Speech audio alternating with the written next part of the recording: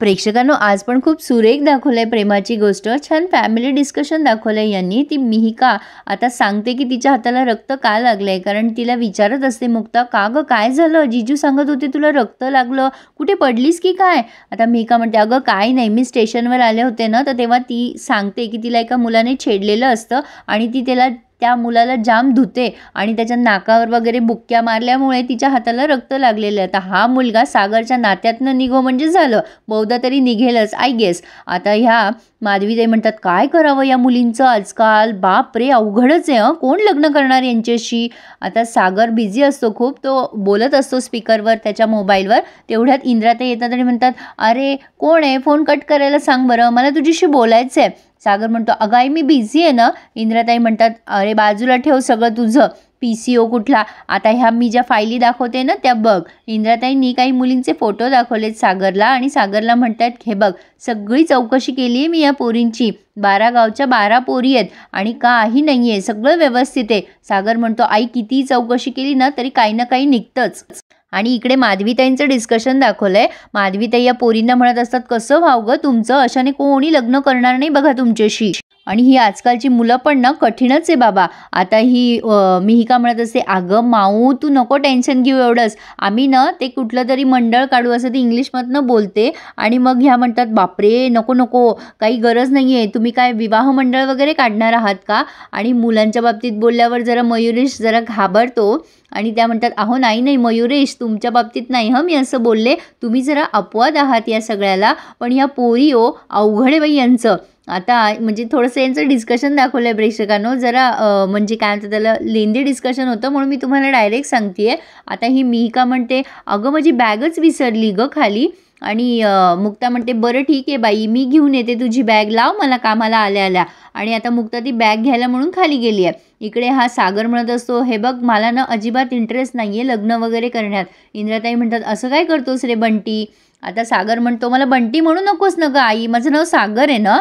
आता इंद्राताई म्हणतात, हो पण तुझ्या लहानपणचं नाव बंटीच आहे ना। माझा बंटी किती हसरा होता, कोळीवाड्यामध्ये दुडूदुडू फिरायचा, त्याच्या हसायला सगळेजण वेडे झाले होते त्याच्यासाठी। पण आताचा हा जो सागर आहे ना, हा खूप चिडचिड करतो। सागर मला ना तुझ्यासाठी बायको आणायची आहे रे, जी तुझ्या सुखावर अत्तर आणि दुःखावरती साखर टाकेल, असं नको करू रे, आपल्या सईला आई नको का।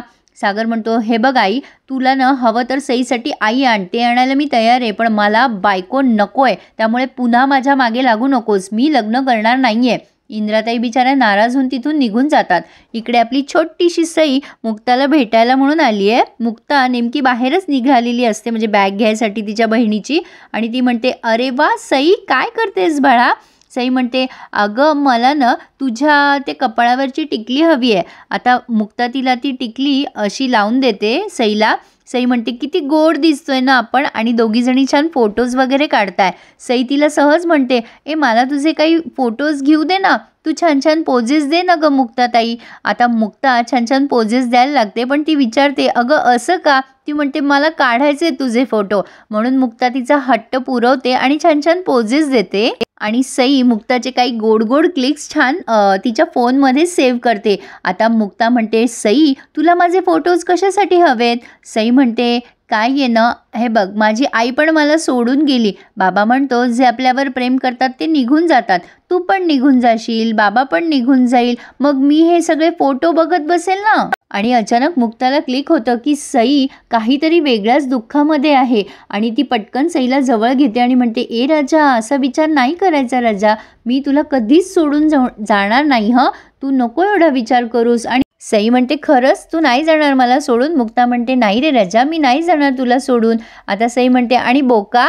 मुक्ता म्हणते, हो बोका सुद्धा तुला सोडून कुठेच जाणार नाही। आणि सई मग काय करते प्रेक्षकांनो, या दोघींचं छान डिस्कशन दाखवलंय। सई तिच्या बाबांचा फोटो घेते आणि म्हणते, हे बघ हा माझा पप्पा आहे ना, याच्यासारखं सेम टू सेम तू बोकाला तयार कर। आता हे फोटो पाहिल्यानंतर मुक्ता खूप वेळ हसायला लागते तिला सुचतच नाही की सईला उत्तर तरी काय द्यावं, आणि खूप छान दाखवलाय हा प्रसंग प्रेक्षकांनो।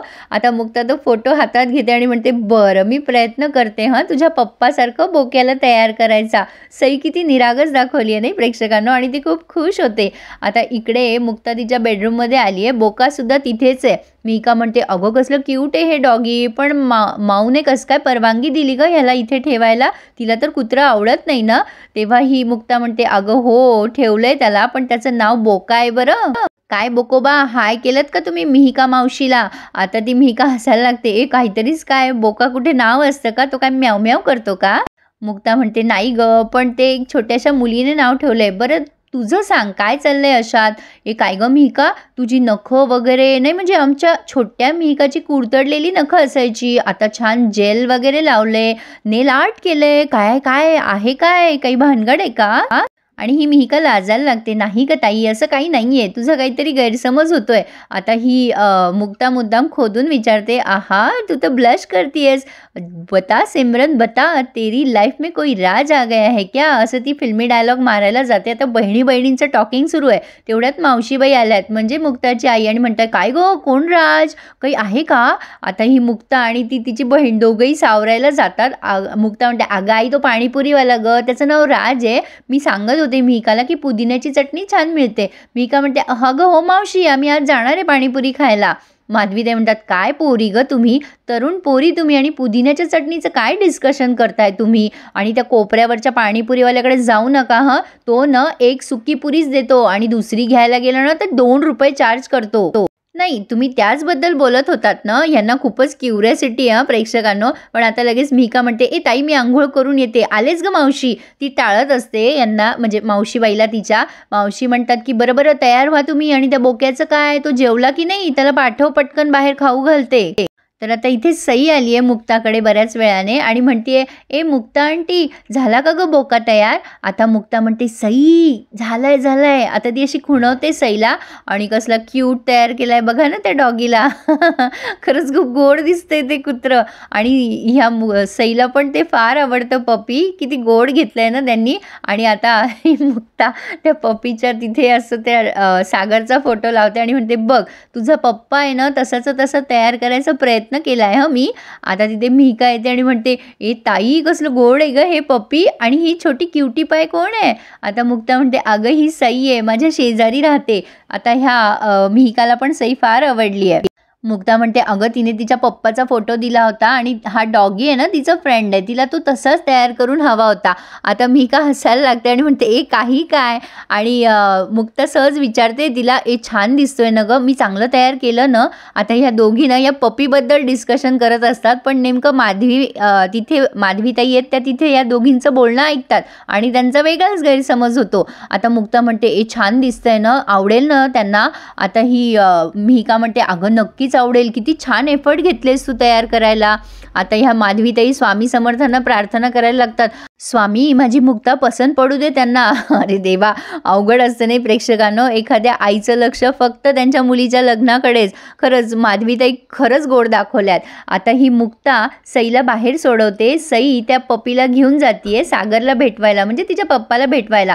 तेव्हा आता सई आत गेली आहे तिच्या घरी, आणि मुक्ता बघते तिथे खूप साऱ्या चपला विखुरलेल्या असतात. तिला असं वाटतं आई चिडेल, म्हणून ती त्या नीट करायला तिथेच थांबली आहे. सई तिच्या घरात येते आणि आवाज देते, पप्पा बघ मी माझ्या फ्रेंडला आणलंय तुला भेटायला, बाहेर ये ना रे. पप्पा. खूप वेळ ती आवाज देत असते. मग गुलाब तिथे येते आणि म्हणते, अगं सई बेबी तुझा पप्पा ना आत्ताच ऑफिसला गेलाय, तू नंतर भेटव हं त्या पपीला. आता मुक्ताचा चेहरा एकदम पडून जातो, ती रडायलाच लागते. ती रडत रडत बाहेर येते, मुक्ता बाहेरच थांबलेली असते. ती मुक्ताच्या जवळ जाते आणि खूप मोठ्याने रडायला लागते. मुक्ता तिला जवळ घेते आणि म्हणते, राजा काय झालं तुला, एवढी का रडतीयस, पाणी आणू का मी तुझ्यासाठी?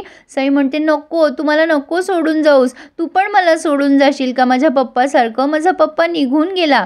आता ही मुक्ता तिला खूप छान समजवते, बाळा असं रडायचं नसतं, अगं सगळ्यांचेच बाबा बिझी असतात ना, हा पपी पण बघायला लागतो सई का रडतीये म्हणून. मुक्ता तिला म्हणते, सई माझा पण पप्पा असंच बिझी असायचं गं, मी छोटी होते तेव्हा, पण आपण असं रडायचं नाही, आपण त्यांच्या मुली आहोत की नाही. पप्पा आला ऑफिसमधनं की मग तू बोकाला भेटव हं. ती अगदी आईप्रमाणे तिचं सांभाळ करते असं काहीसं त्यांना दाखवायचं आहे प्रेक्षकांनो. ती तिला जवळ घेते आणि तिला हसवायचा प्रयत्न करते, आणि मग सई खूप हसायला लागते, एवढी हसते की तिचं हसणंच थांबत नाही आणि मुक्ता तिला खूप प्रेमाने जवळ घेते. आणि इथे त्यांनी हा रिव्ह्यू आज पूर्ण केलाय. आणि प्रेक्षकांनो, पुढे आपण सागर आणि मुक्ताची पहिली भेट बघणार आहोत. आता सागरला इंटरनेटवरनं मुक्ताचा नंबर मिळालाय ॲज अ डेंटिस्ट म्हणून, कारण सईचा दात दुखत असतो आणि सागर पोहोचलाय थेट मुक्ताच्या हॉस्पिटलमध्ये.